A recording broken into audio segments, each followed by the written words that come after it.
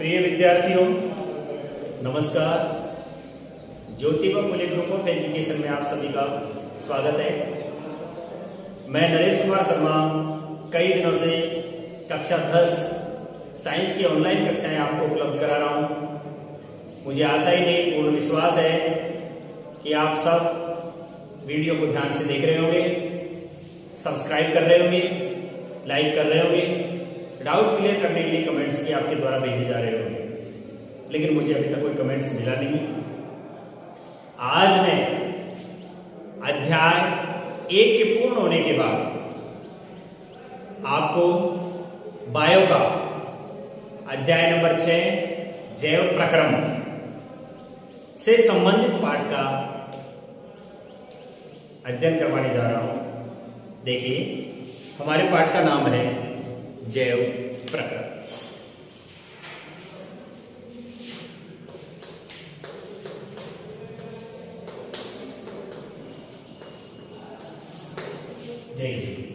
जैव प्रक्रम। अब हम इस बात को जानते हैं कि हमारा ये जो शरीर है वो लगभग 10 लाख खरब कोशिकाओं से मिलकर के बना हुआ होता है। कितनी कोशिकाओं से मिलकर के बना होता है? लगभग 10 लाख खरब कोशिकाओं से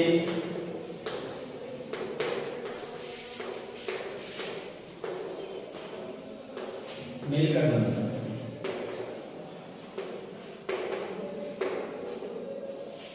हमारा ये जो शरीर है लगभग 10 लाख खरब कोशिकाओं से मिलकर के बना हुआ है। हमने अध्ययन के द्वारा ये जाना है कि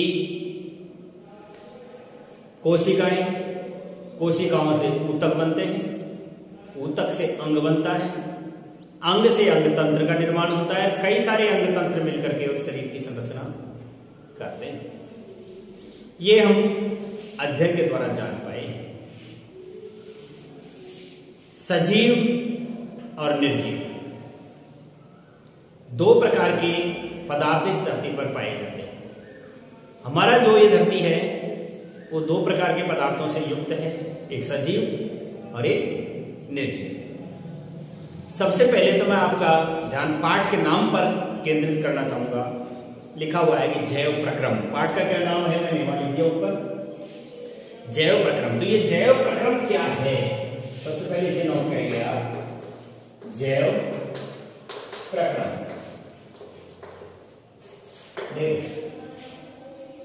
जैव प्रक्रम का तात्पर्य होता है कि जीवधारियों में जीवित रहने के लिए, जीवधारी जो भी है अर्थात सजीवों में जीवित रहने के लिए होने वाली जो समस्त क्रियाएं हैं सजीवों में, जिसको हम जैव कहते हैं, सजीवों के अंदर होने वाली जीवित रहने के लिए जो भी आवश्यक प्रक्रियाएं हैं उन सबको सम्मिलित रूप से, सामूहिक रूप से जैव प्रक्रम कहते हैं। तो इसकी परिभाषा में आप लिख दोगे कि जीवधारियों में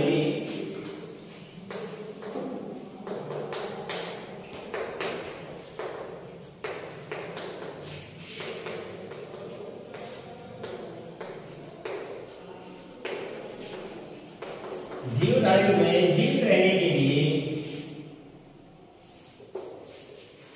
जो भी प्रक्रिया आवश्यक है, जो भी क्रियाएं होती है जीवित रहने के लिए होने वाली,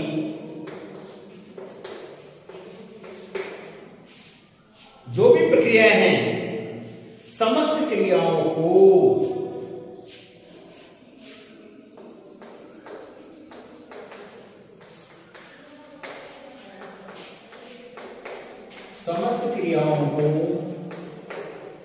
सामूहिक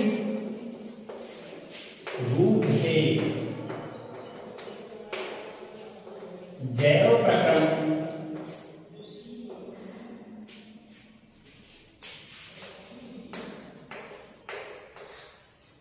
कहते हैं। यानी कहने का तात्पर्य है कि जीवधारियों में जीवित रहने के लिए होने वाली जो समस्त क्रियाएं हैं उनको हम सामूहिक रूप से क्या कहते हैं? उन्हें हम सामूहिक रूप से जैव प्रक्रम कहते हैं। जैसे आपको पता होगा जीवधारियों में क्या क्या क्रिया होती है? पोषण होता है, श्वसन होता है, परिवहन होता है, परिसंचरण होता है, उत्सर्जन होता है, प्रसलन होता है, नियंत्रण होता है, समन्वय होता है। ये सारे के सारे क्या हैं? जैव प्रक्रम है। इन सबको हम क्या कहते हैं? सम्मिलित रूप से गतिविधियों को जैव प्रक्रम कहते हैं। जैसे आप लिख लो, जैसे पोषण। पोषण का मतलब समझ गए होंगे कि बाह्य वातावरण से ऊर्जा प्राप्त करने हेतु भोजन देना, उसे हम क्या कहते हैं? पोषण कहते हैं। पोषण के अलावा आप लिख लीजिए, जैसे पाचन है, श्वसन है, परिवहन है, उत्सर्जन है, नियंत्रण है, समन्वय है,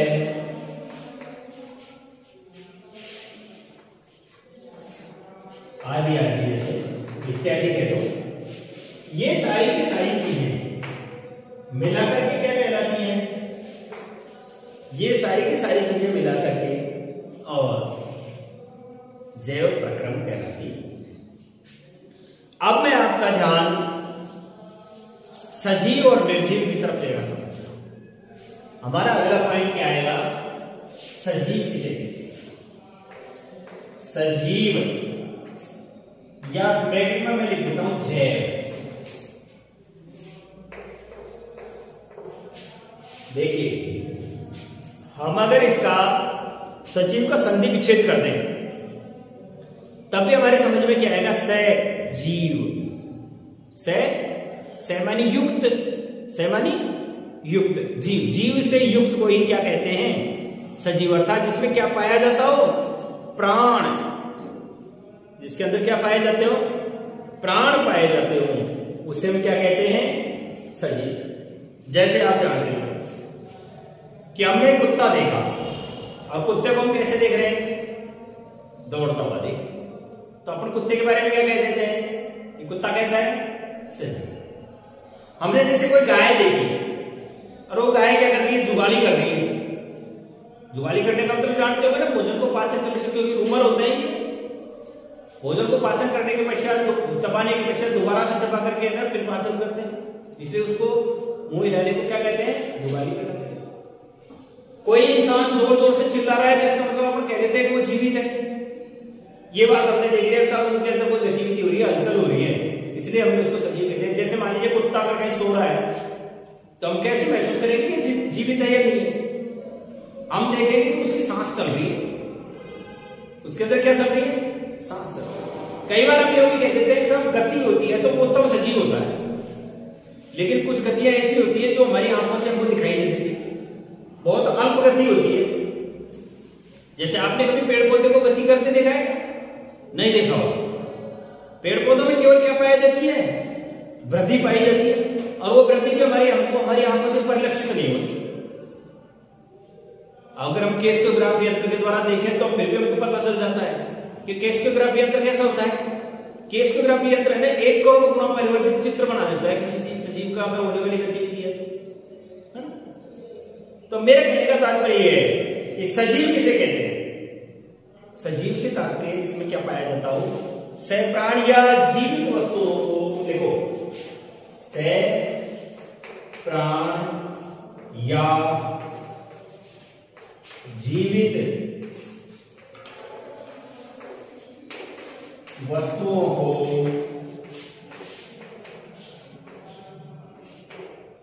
सजीव कहते हैं। क्या कहते हैं? सजीव कहते हैं।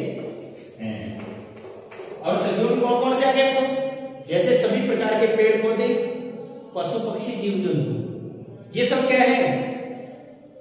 सजीव। सभी प्रकार के पादप,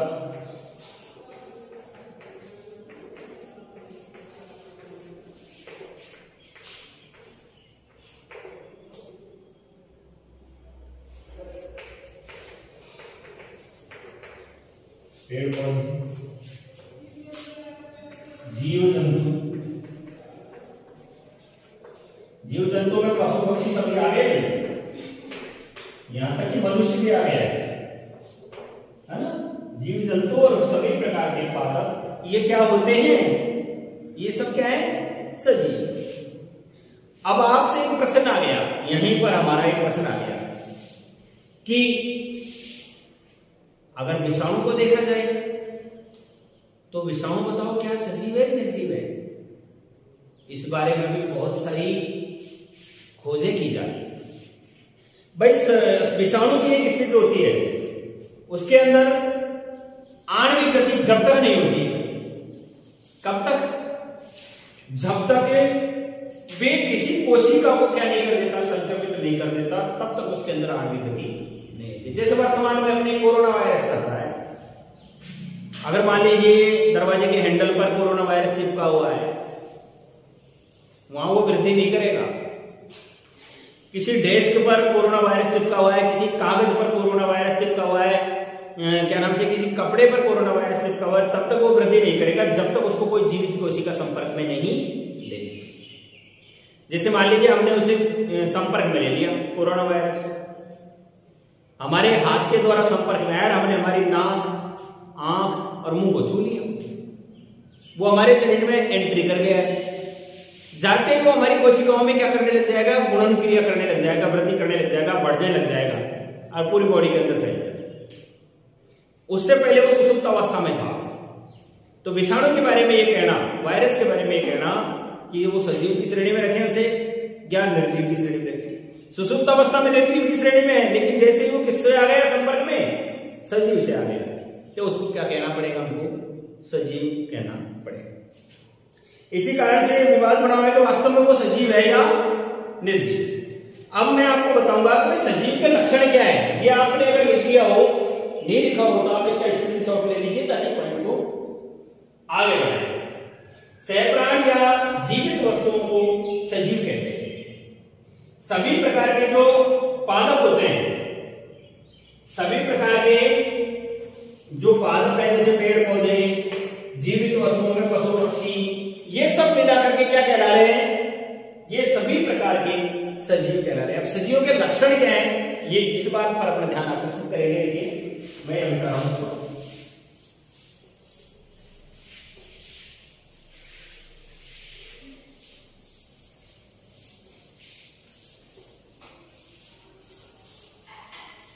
भाई कैसे पहचाने हम कि ये सजीव है, तो उसके लिए कुछ लक्षण तो होने चाहिए ना।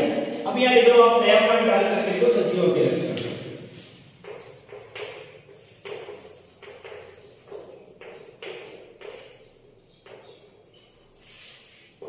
देखो जैसे मान लीजिए अपन शुरुआत में अगर ऐसा कह देते हैं सब सजीव में गति पाई जाती है, गति करने वाली वस्तु सजीव है, तो गति तो ट्रेन भी करती है, गति प्लेन भी करती है, गति साइकिल भी करती है, गति मोटरसाइकिल भी करती है, बस ट्रक जीप कार जो भी है, या आधुनिक उपकरण जो बना रखे हैं सब गति करते हैं। तो क्या ये सजीव है? नहीं। सजीवों को हम पहचान सकते हैं, सब सजीव में वृद्धि पाई जाती है, समय पाकर वृद्धि पाई जाती है। अगर मान लीजिए ट्रेन बस कार ये अगर गति करने वाले हैं तो ये वृद्धि करते, एक छोटा सा मोटरसाइकिल ले आते और बड़ा हो जाता, एक छोटा सा बस ले आते और बड़ा हो जाता, एक ट्रेन छोटी सी होती, तब तक तो पता नहीं है दुनिया में जो चलने वाली ट्रेन है वो कितनी बड़ी बड़ी हो जाती, क्योंकि रोज पेट्रोल डीजल ले रही है, भोजन उनको मिल रहा है, बहुत बड़ी हो जाती। लेकिन नहीं, सजीव से तात्पर्य है कि सजीव के अंदर वृद्धि पाई जाए, सजीव के अंदर उत्सर्जन पाया जाए, उद्दीपन के प्रति अनुक्रिया पाई जाए, सजीव का पहला लक्षण जनन पाया जाए, अर्थात सजीव में क्या पाया जाए, अपने समान संतान उत्पन्न करने का गुण पाया जाए। हमारे चारों में जो भी चारों तरफ एनवायरमेंट में हमको दिखाई देता है, चारों तरफ जो भी एनवायरमेंट में हमको वातावरण में दिखाई दे रहा है, वो इसीलिए परिलक्षित हो रहा है सजीव जगत में, क्योंकि सजीवों ने क्या किया है, प्रजनन क्रिया की है। क्या किया है? प्रजनन। गाय से गाय, कुत्ते से कुत्ता, बिल्ली से बिल्ली, मुर्गे से मुर्गा, चिड़िया से चिड़िया, मनुष्य से मनुष्य, ये सब क्या है? प्रजनन क्रिया के द्वारा उत्पन्न हुए, अर्थात अपने समान संतान उत्पन्न करने के कारण हमको चारों तरफ परिलक्षित होते हैं। तो सजीव का ये लक्षण पूरी तरह से सजीव और निर्जीव में भेद कर देता है। बात उद्दीपन के प्रति अनुक्रिया। जैसे आप एक छोटा सा कीड़ा लीजिए, छोटे से कीड़े को यदि आप धूप में डाल देंगे तो छाया की तरफ रेंग करके गति करना चाहेगा, चाहे इसकी गति बहुत धीमी हो, लेकिन फिर भी किसकी तरफ गति करना चाहेगा? रेंग करके छाया की तरफ। एक अमीबा एक कोशिकीय प्राणी है, उसको जल में डाल दीजिए और विद्युत धारा प्रवाहित कीजिए, जल से दूर भागेगा, जबकि वो तो एक कोशिका का बना हुआ शरीर है उसका। तो सजीव का पहला लक्षण ये भी है कि वो उद्दीपन के प्रति क्या दर्शाता है? अनुक्रिया दर्शाता है। समय पाकर उसकी वृद्धि होती है, उसमें परिसंचरण, उत्सर्जन, श्वसन, गति, पोषण, वृद्धि और प्रजनन, अंत में मृत्यु पाई जाती है। ये किसके लक्षण हो गए? सजीवों के लक्षण। तो सजीवों के लक्षण लिखिए कि गति, प्रचलन, पोषण, गति, प्रचलन, पोषण, गति, प्रचलन, पोषण, वृद्धि, श्वसन, उत्सर्जन, वृद्धि, श्वसन, उत्सर्जन,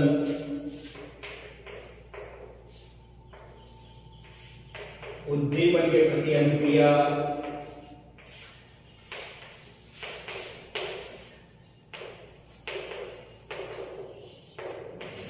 प्रजनन, जनन भी कह देते हैं, प्रजनन भी कह देते हैं, प्रजनन, नियंत्रण, अनुरक्षण, इसको हम कहते हैं नियंत्रण, समन्वय, अनुरक्षण,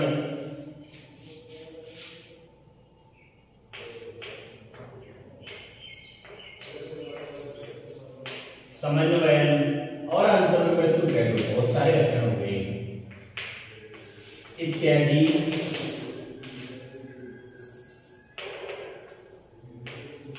ये सारे के सारे लक्षण किसमें पाए जाते हैं? ये सारे के सारे लक्षण एक सजीव में पाए जाते हैं। और अगर मान लीजिए इतने सारे लक्षण जिसमें नहीं होंगे, उसे हम क्या कहेंगे?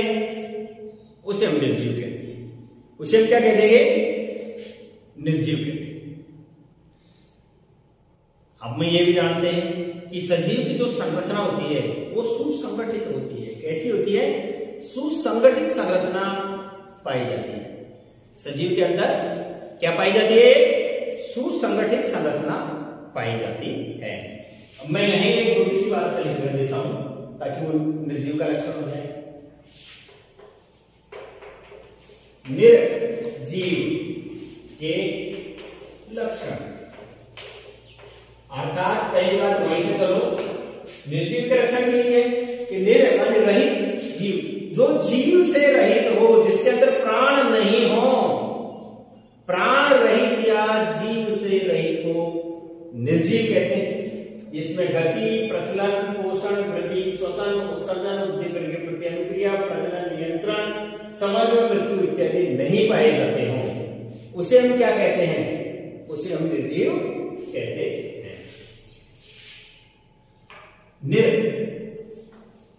निर का अर्थ होता है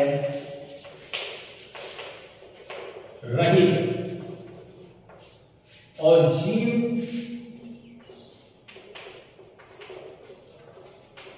जीव का अर्थ है प्राण या जीवन।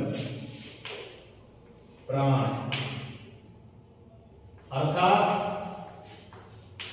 जो प्राण से रहित है,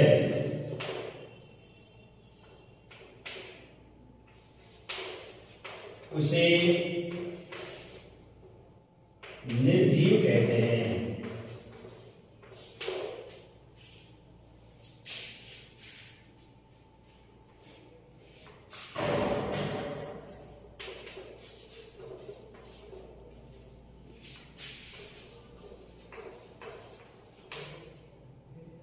उपरोक्त लिखित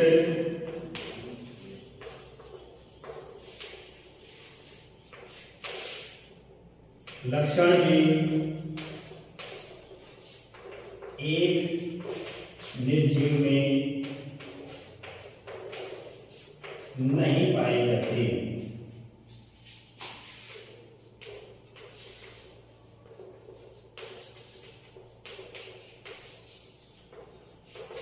ये सारे के सारे लक्षण किसमें नहीं मिलते हैं भाई? निर्जीव में नहीं मिलते हैं। एक और चीज आ गई है यहां में, अनुरक्षण का तात्पर्य लिख देता हूं आपको कि अनुरक्षण किसे कहते हैं।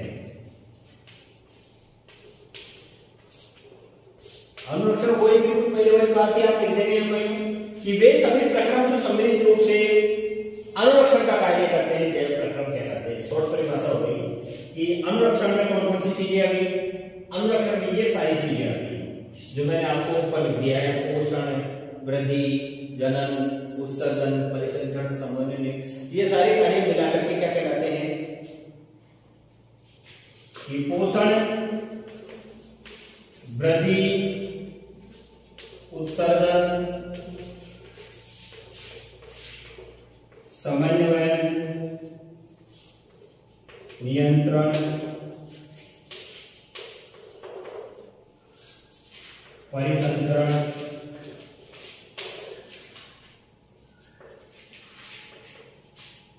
प्रजनन,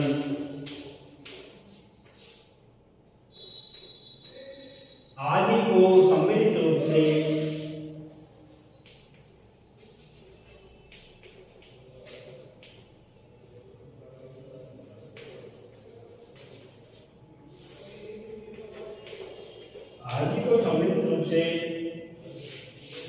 अनुरक्षण कहते हैं।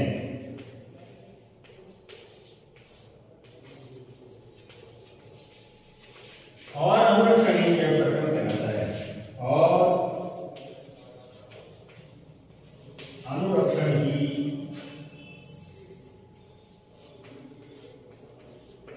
जैव प्रक्रम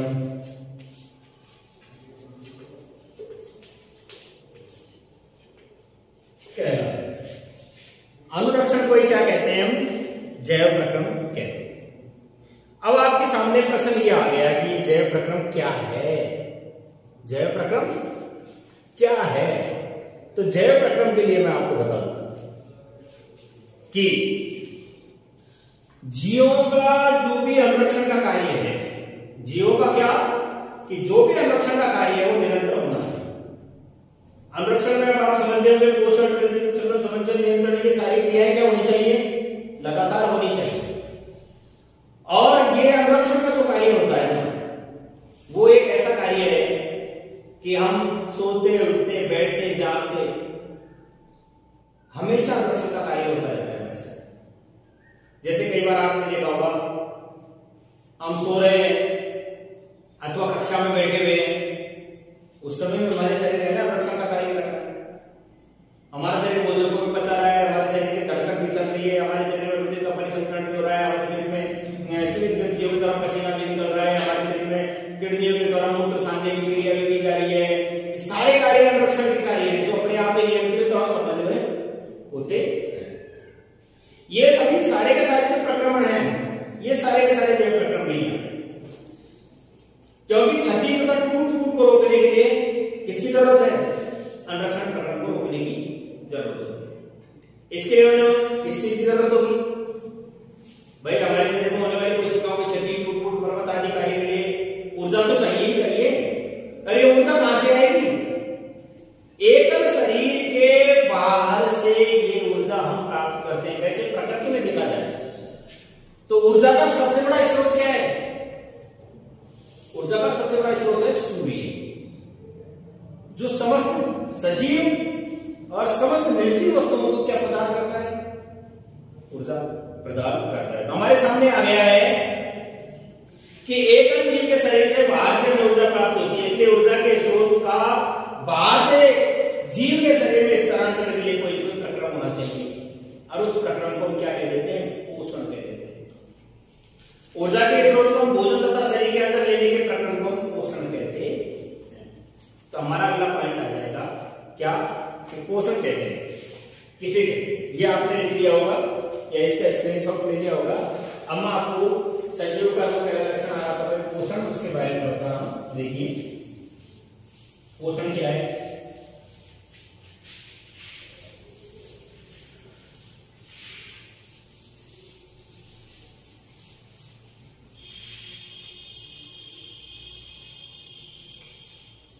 देखिए पोषण के बारे में कि जीवधारियों द्वारा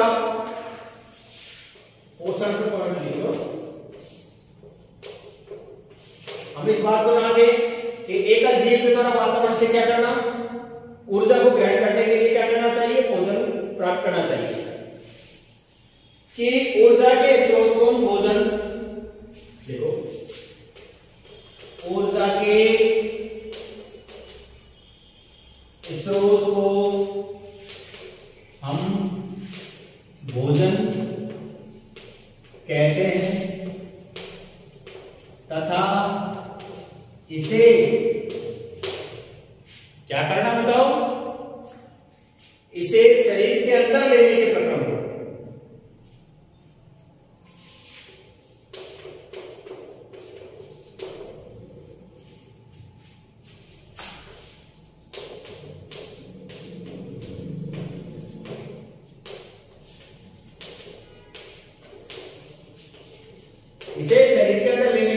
को हम पोषण कहते हैं।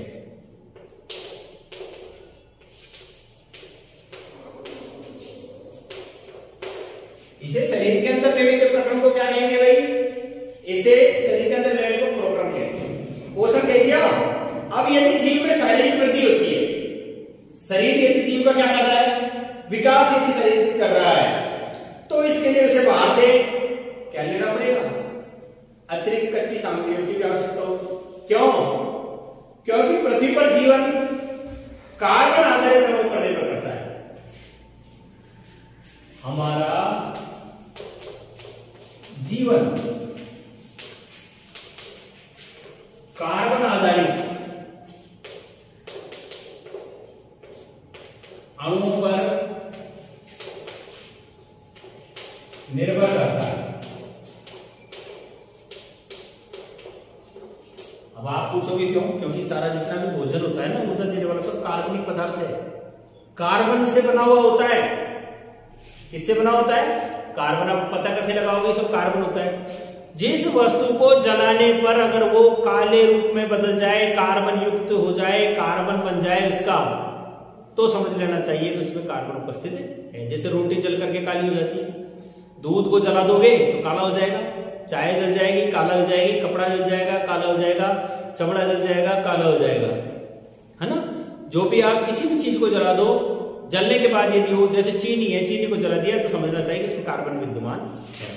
तो हमारा ये जो भोजन है ना, वो कार्बनिक पदार्थों से बना हुआ होता है। अधिकांश खाद्य पदार्थ सभी किसके हैं? कार्बन पर ही आधारित है। इन कार्बनिक स्रोतों की जो जटिलता है, उसके अनुसार विभिन्न प्रकार के जीव है जो पोषण को ग्रहण करते हैं। कोई तो सीधा ही ग्रहण कर लेता है, कोई जटिल को सरलतम में बांट करके करता है, पचाता है, या कोई पचे पचाए भोजन का अवशोषण शोषण करता है। ठीक है, ये सारी की सारी क्रियाएं क्या कहलाती हैं? तो हम क्या करें कि हमारा जीवन कार्बन आधारित अणुओं पर निर्भर करता है। जैसे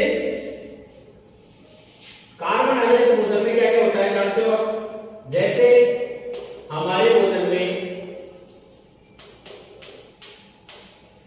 कार्बोहाइड्रेट,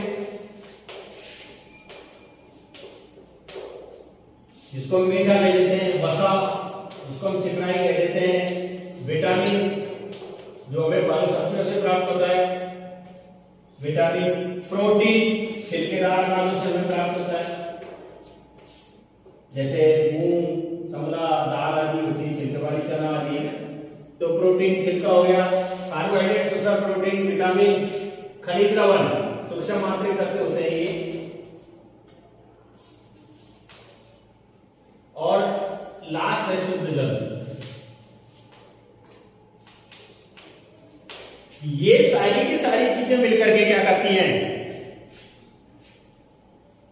ये भोजन को बनाती है। इन्हें अंदर ग्रहण करना, शरीर में लेना और इनका पचा करके पोषण करना ही पोषण कहलाता है। हमारे भोजन में कार्बोहाइड्रेट, वसा, प्रोटीन, विटामिन, खनिज लवण, शुद्ध जल आदि होते हैं। इन्हें अंतर ग्रहण करना, शरीर के अंदर लेना मतलब इन्हें अंतर ग्रहण करना और पोषकों का उपयोग करना। इनमें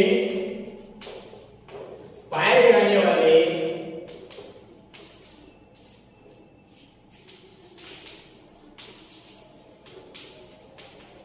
पोषक तत्वों का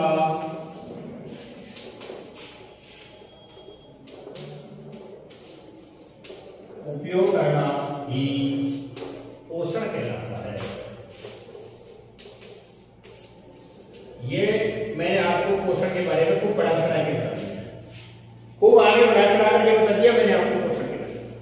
कि पहले कि ऊर्जा के स्रोत को हम भोजन कहते हैं। ऊर्जा का सबसे बड़ा स्रोत क्या है? सूर्य।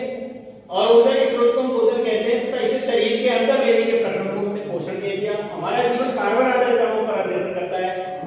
जैसे हमारे भोजन में कार्बोहाइड्रेट्स, वसा, विटामिन, प्रोटीन, खनिज लवण, शुद्ध जल आदि होते हैं। इन्हें अंतर ग्रहण करके और इनमें पाए जाने वाले जो पोषक तत्व हैं उनका उपयोग करना ही क्या कहलाता है? इनका उपयोग करना ही पोषण कहलाता है। पोषण के बारे में मैं आपको बता चुका हूं।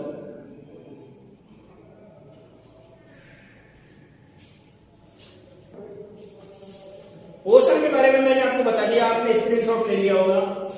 अब मैं आपको बता दूं कि पोषण भी दो प्रकार का होता है।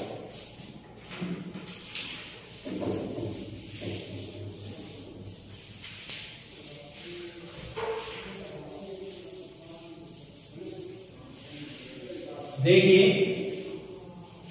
पोषण भी दो प्रकार का होता है। पोषण भी दो प्रकार का होता है। नंबर 1 स्वयंपोषी पोषण और नंबर 2 विषमपोषी पोषण। विषमपोषी पोषण, भाई एक तो स्वयंपोषी पोषण और एक विषमपोषी पोषण। देखो, स्वयंपोषी पोषण का तात्पर्य तो आप जानते होंगे कि स्वयं के द्वारा भोजन बनाने की प्रक्रिया को हम स्वयंपोषी पोषण कहते हैं, जो पेड़ पौधों में पाया जाता है। जैसे जिनके अंदर क्या पाया जाए? प्रकाश संश्लेषण की क्रिया पाई जाए, ऐसे जीव स्वयंपोषी पोषण जीव कहलाते हैं।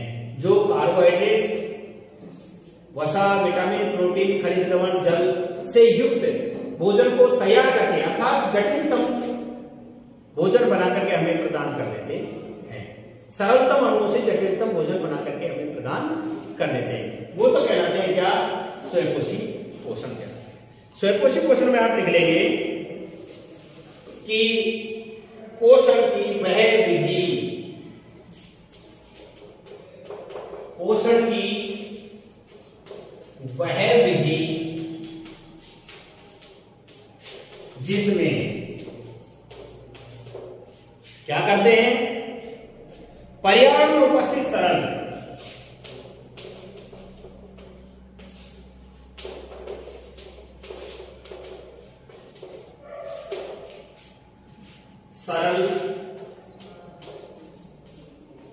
कार्बन डाइऑक्साइड व जल, ये सरल रूप में विद्यमान है। कार्बनिक पदार्थ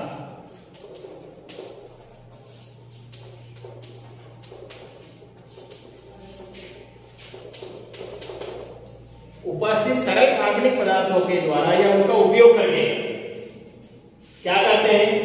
अपना भोजन स्वयं बनाते हैं।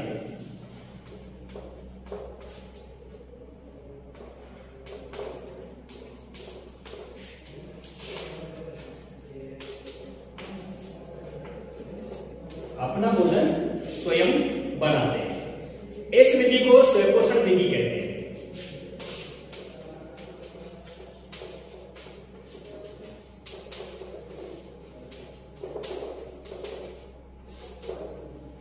विधि कहते हैं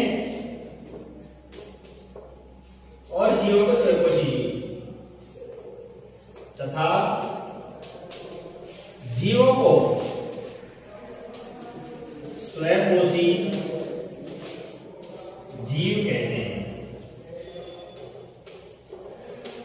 अब आपका ध्यान पूरी तरह से आकर्षित हो गया होगा प्रकाश संश्लेषण की ओर। आज के लिए मैं आपको इतना ही बताना चाहूंगा। इसके बाद में अगला टॉपिक विषमकोशी पोषण कल इसी समय इसी चैनल पर। तब तक के लिए धन्यवाद।